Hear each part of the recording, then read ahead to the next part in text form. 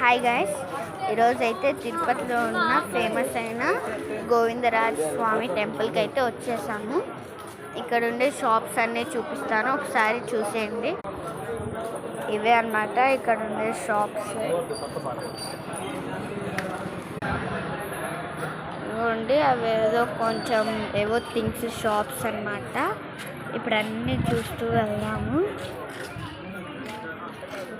అన్ని షాప్స్ ఇవి. చాలా రష్ ఉంది ఈరోజు. బ్యాంగిల్స్,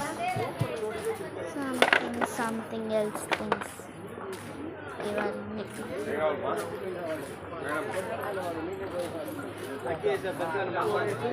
ఇక్కడైతే పూలదండలు చాలా ఉన్నాయి స్వామికి.